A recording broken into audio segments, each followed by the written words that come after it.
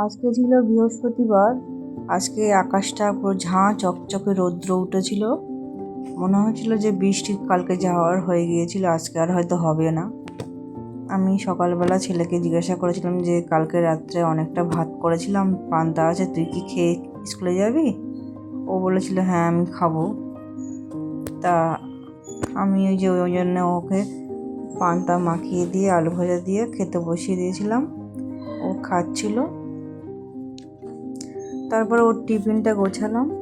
টিফিনে আজকে তেমন কিছু দিইনি, একটু ক্যাপসিকাম আর গাজর দিয়ে একটু পাস্তা দিয়েছিলাম, আর একটু আপেল আর একটু নাশপাতি দিয়েছিলাম।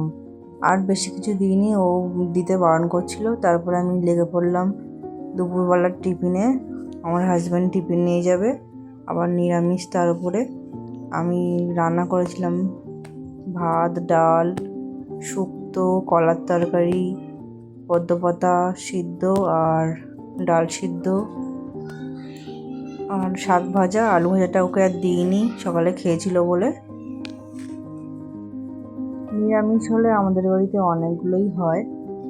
তো আমি আর পদ্মপাতা সিদ্ধ আর এটা মাখিয়ে দিইনি, ওর ভিতরে নুন আর লঙ্কা দিয়ে দিয়েছিলাম, ও পরে মাখিয়ে নেবে। এইদিকে সকালবেলা আমি রান্না করতে করতেই আমি টিফিনটা সেরে নিয়েছিলাম। তারপরে তাড়া ছিল যে ঠাকুর ঘরে যেতে হবে। এদিকে আমার শাশুড়ি মা তো বাড়ি নেই, আগেই বলেছিলাম আগের ভিডিওতে। এই যে রোজ রোজ ভিডিও করছি তাতে মন ভালো থাকে, কেননা একটা কাজের মধ্যে থাকলে একটা মন তো অবশ্যই ভালো থাকে। তারপর আমি স্নান টান সেরে আমি গিয়েছিলাম ঠাকুর ঘরে। আজকে বৃহস্পতিবার, অনেক ফুলের মালা এনেছিল আমার হাজবেন্ড। মালাগুলো সব ঠাকুরকে পরিয়ে দিয়েছিলাম। আর আজকে পাকা পেঁপে দিয়ে ভোগ দিয়েছিলাম। আর সব ঠাকুরকে সিঁদুর পরিয়ে দিয়ে চন্দন মাখিয়ে পুজো কমপ্লিট করলাম। তারপর আবার নিজের ভিডিও করছিলাম একটু।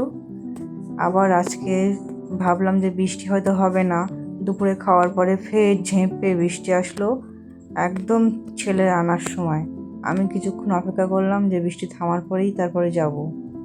তো দেরি করে গিয়েছিলাম, 15 মিনিট 20 মিনিট বাদেই গিয়েছিলাম, বৃষ্টি থামলো। তারপরে ছেলে তো আমাকে খুব বকছিল যে তুমি কেন লেট করে এসছো, আমি ভিজেই বাড়ি যেতাম।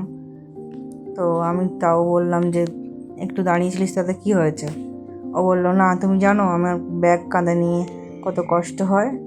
আর সত্যিই তাই, ওর ভারী ব্যাগ নিয়ে ওকে দাঁড়িয়ে থাকতে হয়। তারপরে ওকে বলছিলাম যে আলোটা হেভি আসছে, আয় একটা ফটো তুলি।